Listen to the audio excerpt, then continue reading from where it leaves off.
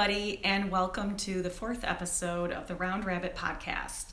My name is Nancy, and you can find me on Ravelry and Instagram as Round Rabbit, and you can shop for my handmade things in roundrabbitextra.bigcartel.com. So welcome back, everybody. If you're a returning viewer, thank you for coming back. If you're new, I hope I don't scare you away too quickly. Stick around a little bit. It might be kind of fun. I don't know. I hope everybody had a really great week. My week went by really quick, and I'm not even... Well, I know what I did, but still, I don't know. It went by fast. So I'm just going to start right off by showing off my very exciting, partly finished sweater. And by partly, I mean I have a sleeve, which shouldn't surprise. Here I go again. Should not surprise anybody who has watched before, because I do like to make sleeves, and it's kind of what I'm really into. Forget the rest of the sweater. So anyway, here's my sleeve. As some of you know, if you've been watching, I started making the Esque sweater by Martin Story that can be found in this book here, Easy Erin Knits by Rowan. What's the name of it? It's just a cute little cardigan that I thought I could do in a somewhat timely fashion. Whatever that means to some people. Anyway, I have a sleeve. Check it out. Oh yeah. That's some sleeve action there. So, as I told you last week, I am alternating skeins of the same colorway, which is from, Plymouth Yarn, Boku yarn. It's in colorway 17. So I'm just alternating the same colorway, just starting in different parts of the colorway so that I get a striping effect. And oh my gosh, I love this. I mean, look at that. That is just like the perfect fall colorway. I am so happy with this. And, the yarn, I said a little bit about this last week. The yarn is a little frustrating in that it breaks apart really easily. And it's very similar to Noro, which I love Noro, as some of you may know. And I know a lot of people would lose their patience with that pretty quickly. They might not stick it out like me, because I'm a trooper. I've probably had, in this sleeve alone, the yarn probably broke about 8 times, I think, something like that, which, it's kind of annoying. However, I just accept that that's how that yarn is. And because I really, really love the results of this yarn, I'm willing to put up with it. That sounds a little bit like an abusive relationship. And it might be, but I mean, look at this. Look at this. I'm going to enable this yarn because look at that. Gorgeous. Gorgeous. So this is a sleeve. It's going to be it's a drop sleeve situation. I actually made the sleeve a little bit longer than the pattern called for. I'm hoping I don't regret that, because I'm not sure I have enough yarn to get through this, but I hope so. So the edge, there is no cuff. It's just a rolled edge, and I'm sure that's going to roll a little bit more. I did block this, clearly.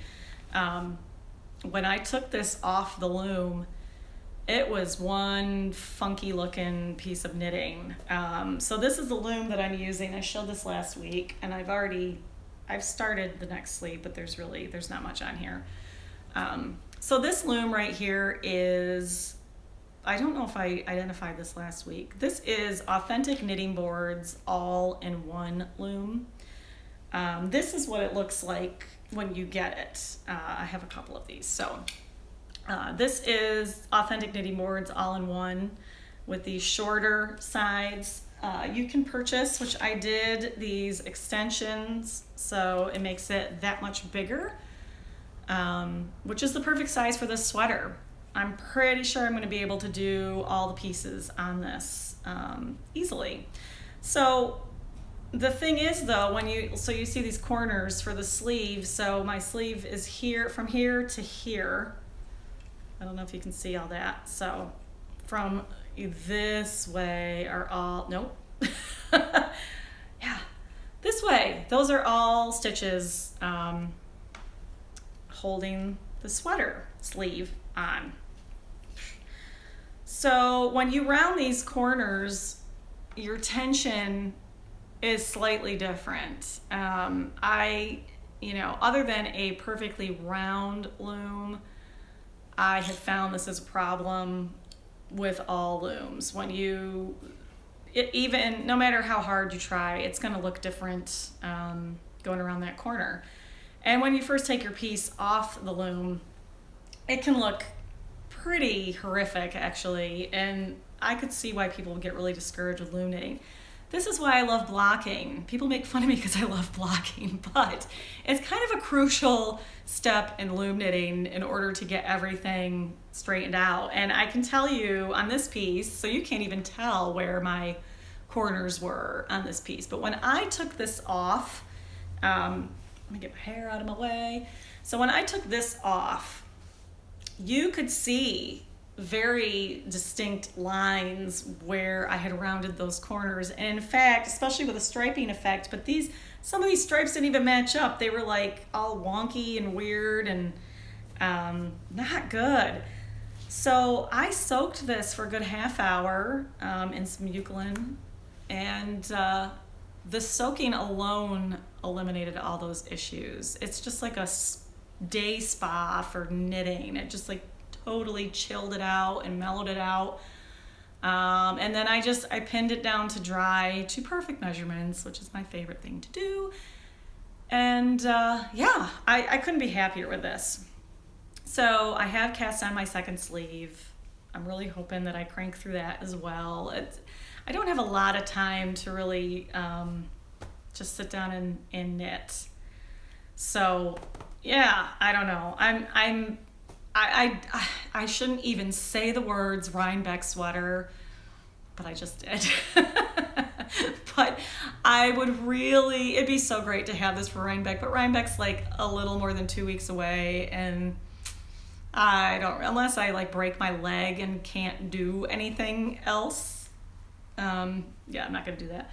But I could totally have this by Rhinebeck, but I'm not counting on it. And I actually looked at the extended weather forecast for New York State for the month of October. And Rhinebeck is looking at this moment, of course this can all change, but Rhinebeck is looking pretty on the warmer side. Not like hot, but it's saying, one day is like 70, which in New York terms could mean 75 or higher, really could. One day's in the 60s, so chances are good that I might not even need a sweater. And if that's the case, then I'm golden. All you people out there knitting your Rhinebeck sweaters, aren't you going to be sorry? I have to talk about my wine. This is a really good one. Of course, they all are, right? I'm not going to drink bad wine. This week, I am drinking a sparkling wine. I had to have bubbles today. So I'm drinking Groovy by Hazlitt Vineyards, 1852 Vineyards. Groovy is carbonated Gruner Veltliner. I knew I was going to say that wrong. Gruner Veltliner. Gruner. It's Austrian, I believe. It's such an underappreciated grape as far as I'm concerned, and I don't know that it's that popular in the U.S. because it is a colder climate grape, which is why we can grow this in the Finger Lakes. And I actually only know of 2 wineries on Seneca Lake that produce Gruner wine that is. I'm not entirely sure who grows it, which vineyard grows it. Now this, on Seneca Lake, there's a good, oh gosh, I don't even know what the number is up to these days. It's got to be about 90 wineries just on Seneca. That does not include the other Finger Lakes, of which there are many. And, clearly I have not been to every single one. I've been to a few. But this winery, Hazlitt's, is actually right at the top of my road. So it's really handy. But yeah, they happen to make some really great wine. Some people might have heard of them. They might be one of the few wineries from the Finger Lakes that have a wider reach. They make a wine called Red Cat, which is a very sweet red wine. It's given them a little bit of a reputation for being a bit of a party kind of vineyard winery. But I am here to tell you that if you are a serious wine drinker, you will not be disappointed with any of their wines, except maybe Red Cat. Actually, that's not true. I have discovered a way that a non-sweet wine drinker, can enjoy it, and that is with eating it with really spicy hot food. Anyway, I'm totally off on a wine tangent. Gruner Veltliner is a wonderful white grape, and if you see a wine that is made with that, do pick it up, because it goes with food really, really well. And if you add bubbles to it, it's extra special. So yeah, my cup, I'm drinking out of a Clarksville Pottery goblet. You can check that out. Clarksville Pottery used to be out of Austin, Texas. I actually don't think they exist anymore, but I'm not positive. I've had this at least 20 years, and I'm really kicking myself. I have all the pieces that you could possibly want, except for dishes. I guess I thought they'd always be around, and then when I went to get dishes, they were not around anymore. But I have these fabulous goblets, and I feel very medieval and, like I could just kick some ass drinking out of those. Alrighty, enough of that. Oh wait, I forgot to show you my gnome. Check out my gnome on the top of my bottle. How funny is he? Look at his hat comes off, and you pour out of his head. That makes me so happy. Okay, I digress. Where was I? Back to my sleeve. I'm all about the sleeves. So I don't think I've already mentioned, I'm scattered as usual. So the body of this sweater is actually knit this way. So the stripes are going to be going this way for the body, and then this way for the sleeves, and I think it's gonna be pretty darn cool. I hope I just, something miraculous happens and I just crank that sucker right out there. I have high hopes, but where have they ever gotten me? Okay, next, I've been talking for 13 minutes. Don't even know what I said. I'm going to show you a sock that I completed a little while ago, because I don't have too much to show you these days as far as knitting goes. So I made this sock probably last month, and the idea was that I would have them for Rhinebeck. Why anybody makes things for Rhinebeck is just really funny, and I might have mentioned this before. I can't remember. The first time I went to Rhinebeck, which was last year, and I was meeting my friend Lorelei there, and I pulled into the parking area, and I got out, and there were like 5 women in front of me, and they were so fully decked out in, I swear it was like everything they had ever knit. They were wearing it at one time. And it was amazing. These were amazing things. They were, if I had knit them, I would be wearing them all at once as well. But it was just really, it was just funny. It's like a Trekkie convention for knitting people. I used to go to a bead festival when I was, more heavily into bead making and jewelry making. There's a bead fest in Philadelphia that I would attend, and it was a similar thing where people would just kind of don their best creations and prance around with those on. And so that was my amusement at Rhinebeck, was seeing everybody's, the best of the best that they had ever made, wearing it all at once. That's not going to be me. I do not do that. I may have one thing on that I knit, but I don't know. It's just kind of funny to me. But here I am with my Rhinebeck sock. So I've got Rhinebeck sock and Rhinebeck sleeves. So you can imagine that my outfit's going to just blow everybody away. No one can compete with my sock and my sleeves. I now have 3 sleeves. 3 Rhinebeck sleeves. Oh my God, it's ridiculous. Anyway, here's my sock that I've been talking about. See that pretty, I don't know if you can even tell. I know my window right here is like blowing everything out, but there's like a beautiful diamond pattern in this, which I know you cannot, no, you can't see this. Anyway, this is a loom knitting sock pattern that comes out of this book, Loom Knitting Socks by Isella Phelps. Phelps, yes. And the name of this pattern is Robin's Brocade Socks. And I really like this pattern. It's just a very simple series of knits and purls that ends up creating this really pretty diamond pattern. It's very simple to do, and I might not have chosen the best yarn to highlight that design, though I think it's quite pretty.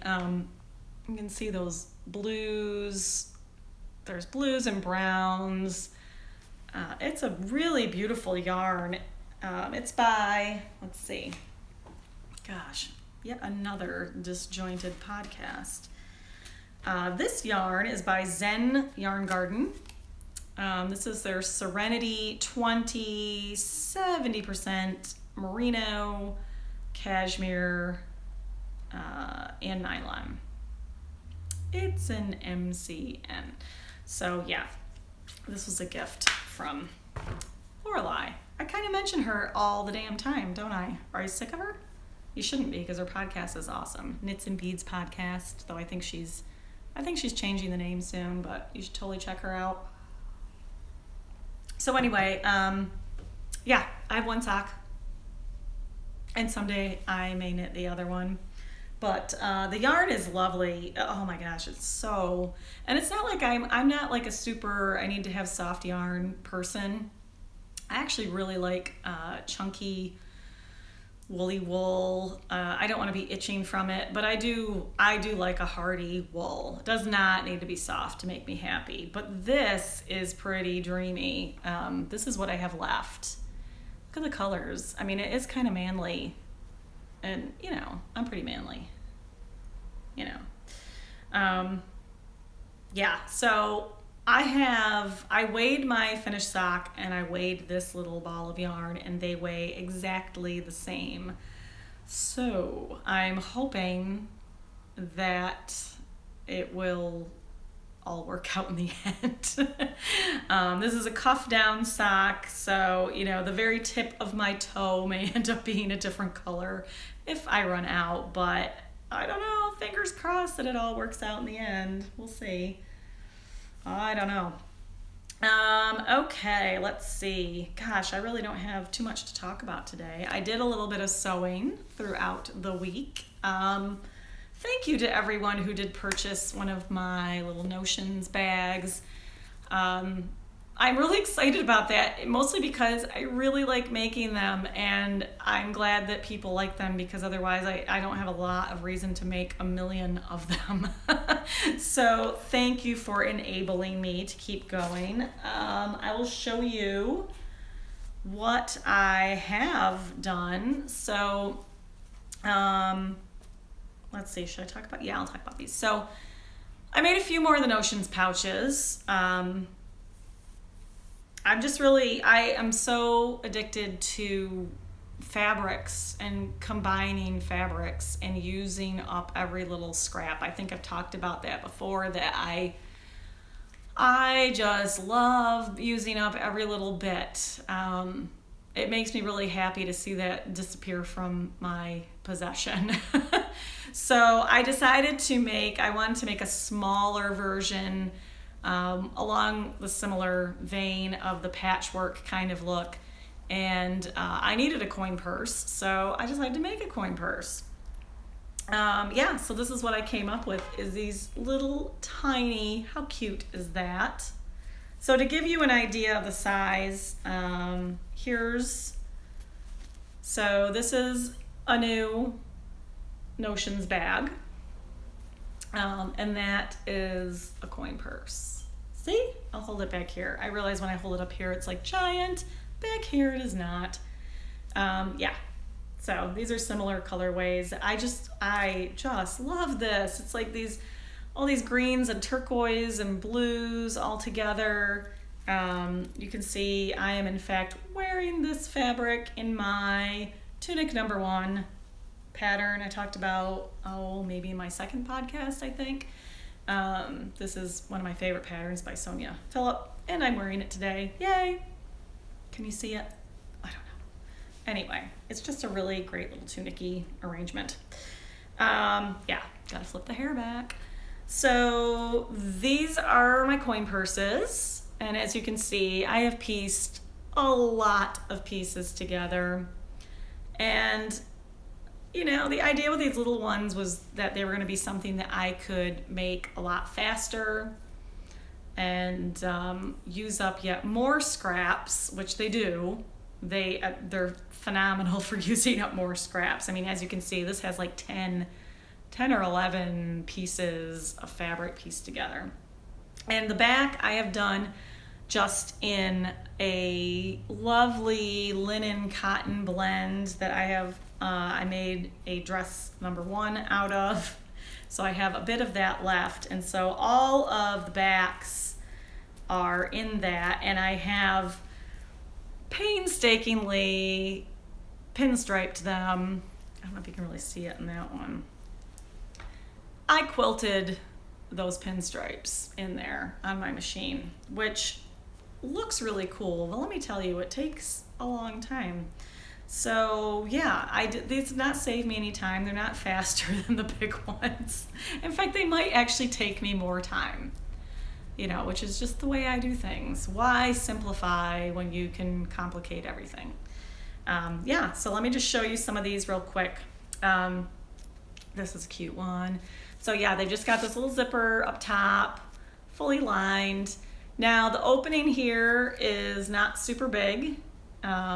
You probably could fit some credit cards in here, but the main idea is for small things, mostly coins, so you can get your hand in there to get those. But they also do pinch open, so you can just dump all your stuff out. So I think I made 6 of these. Look at that pretty pattern. Let's see, what's the fabric in there? Pink. And I've made everything with little zipper ends, little contrasting zipper ends. This is the one I already showed you. Oh my gosh, I love those colors. Super fun.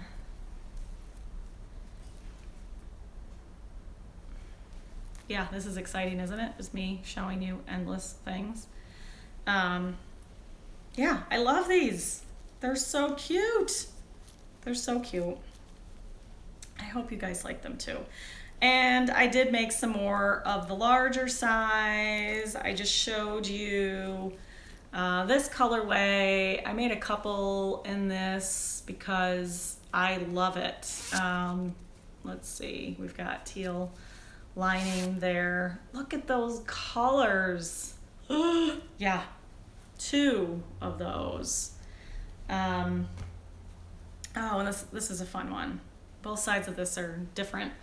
So this is a fun with this really cool bicycle print. Nope, wrong side, as usual. This side has a bicycle print. This side, the batik fabric, same piece of fabric, but wildly different colors. I think I got a pink lining in that one. This one, super fun, yellow zip, red lining. Here's more of this bicycle print. I really like that fabric. And my favorite butterfly. I made a skirt out of this butterfly fabric. This, I'm so whatever. Yeah. I made a skirt out of this butterfly fabric this summer, and I followed a pattern by Pearl Soho, and what was I think the name of the pattern is something like Gathered Together Skirt or something like that. If anyone's interested in making that pattern, it is the most insanely gathered skirt I've ever made. The first time I made it, I followed the pattern exactly, and it involves so much fabric, and I really think you would need to have the body type that does not include curves, and I'm pretty curvy. So I have a pretty small waist, and then a pretty substantial, rest of it. So for a small waist and a big puffy skirt, if I wear it with a cropped kind of fitted top, it's not so bad. But yeah, it is so full and flouncy and fluffy. So I made it again in that this fabric, this aqua butterfly fabric, which I love. And I cut it in half. I cut the fabric in half, and it's still flouncy. And I like it. I do wear it, but I feel very puffy. I feel very puffy when I wear that. Which, there are days when I don't mind a little extra puff, but I'm pretty naturally puffy, so I find that I don't really need it. But if you happen to be a person, who could use some fluff, then by all means make that Pearl Soho skirt. I fully endorse it for that reason. Yeah, I'm all over the place today. Here's another one. Love this one. This fabric here is a vintage fabric that I have hung on to for many, many years. I don't even remember where it came from. It may have come from my grandmother. I'm not positive. I do know that it's not recent. I think it may be from the 60s. I'm not entirely sure, but I'm saving the bulk of it because I want to make the shirt out of it. But I do love how it looks in these bags, so I may sacrifice it. I don't know. Yes, and then I made one more that was similar to something I made last week. I had some requests for more of these. So, this one's pretty close. Nothing's ever going to be the same. Some of the fabrics that I'm using, when they are gone, they are just gone. But, this is what I've got left. So I will probably be putting these in the shop tomorrow.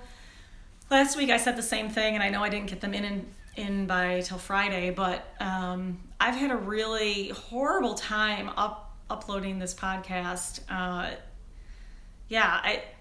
don't know if it's my computer or if it's my internet connection. I know my internet connection is not great here. I'm really hoping that when I'm in my new house, it will be better. But last week I edited, everything went great up until I uploaded. I went to bed thinking that I would wake up to it having gone onto YouTube. Instead I woke up to it having froze my entire computer, and I had to start over entirely. So it did not get up till Friday. I mean, it takes over 12 hours, it seems, to upload a 45-minute podcast, and I don't know what that is. I don't know. So I'm hoping that this one will actually go up on Thursday, since today, I don't think I ever said what today was. Today is Wednesday, September 28th, right? Yeah. Thank goodness for notes. So, yes. So I have, what do I have? 7 7 new Notions pouches. And I have 6 of the little guys to go into the shop. Hopefully by the time this podcast is up. Okay, let's see. I've talked for 30 minutes. This one might be a short one. I don't know. I don't have too much to say. It's been kind of a strange week, I think. And you know what's funny? I've been seeing all over the place on Instagram and Facebook and just talking to people that a lot of people have been really having kind of a hard time lately. There's a lot of depression floating around, a lot of anxiety.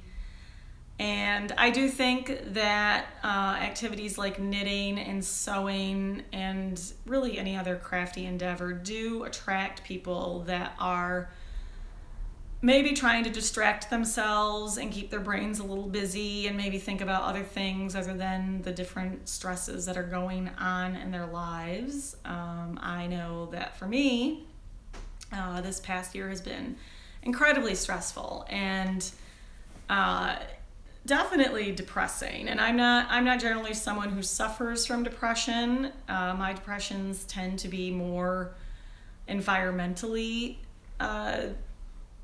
what's the word I'm looking for? They're caused by my situations in my life rather than something chemical going on in my brain.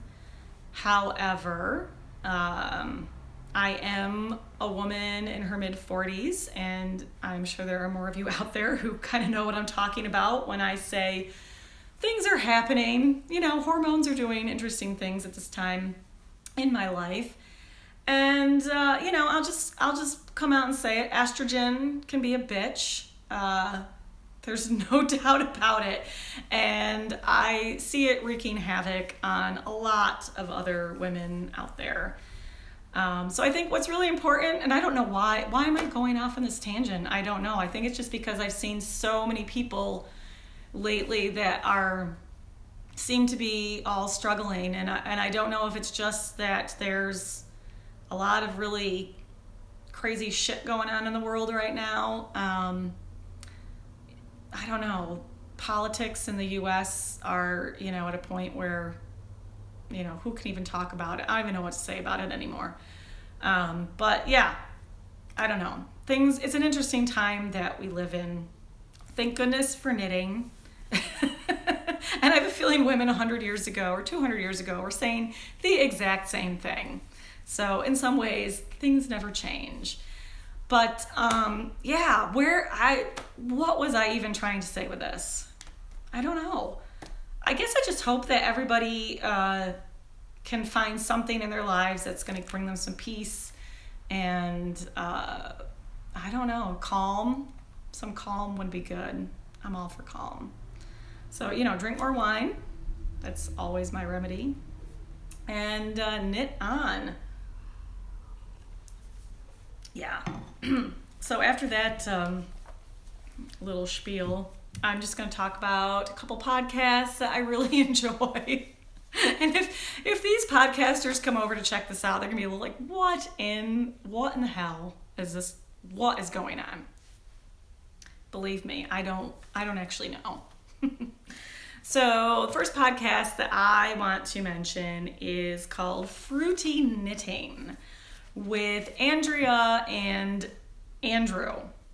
It's kind of hard to say their names together because they're very similar.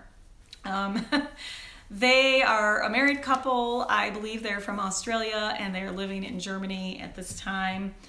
And if you have not checked their podcast out, you really need to, because they are just really, they're just really delightful, and they are extremely informative. And I believe Andrew is a fairly new knitter. He is working, I think he's hosting a knit along for, sorry, Andrew, I'm not sure exactly what your knit along is. I think it's just a sweater knit along, maybe. I mean, you're working on a garment. I'm talking to you as if you're actually watching this. Well, I hope you are. But anyway, Andrea I just really love her choices in patterns and the things that she makes. And she has a huge appreciation for Alice Starmore, who, if you're not familiar with Alice Starmore, please look her up. She was one of the first designers many years ago that caught my eye and made me want to knit. In fact, I have a book here. I bought this book, The Celtic Collection by Alice Starmore. I bought this book when it was new in 1992. I remember buying this book, and I did not knit. At that point in my life, I had tried knitting multiple times, and as I mentioned in my first podcast, I have a lot of hand issues, and needle knitting is just incredibly painful for me. So I bought this book, and I pored over it, and I have ever since then. I take it out every now and then, and I mean, oh gosh, look at some of these patterns. Look at this. The color work that she does is just outstanding and so inspiring. Yeah. Look at this jacket. I want to do this jacket really bad. Look at that. I love it. Gosh, I can't get the camera right. Anyway, Andrea from the Fruity Knitting Podcast is also a big fan, and the difference between me and her is that she's actually made many of her sweaters, many of her designs, and they're just beautiful. They are absolutely gorgeous. So if you're interested in color work, I really recommend you check out their podcast. Another fun thing they do is they feature different knitters from around the world. They do interviews. They highlight different designers in fun ways. Their podcast is more like a show, like a for real TV show. But it's just really great, and they're totally enjoyable to watch. So yeah, totally check them out. Let's see. The only other podcast I was going to mention this week is, and she's probably familiar to many of you, the Knitting Expat. Her name is Mina Phillip. And I discovered her podcast a little while ago, and she's one of the ones I make sure I don't miss. In fact, I watched her newest one this morning. And she has this cat named Hugo that really cracks me up. And today she talked about how she and her husband would really love to have a pug dog one day, but their lifestyle doesn't make that work right now. But I had to laugh because I think her cats, I believe they're both Scottish Folds, and I'm pretty sure that is the cat version of a pug. So I think they have a type. I think they have a pet type going on.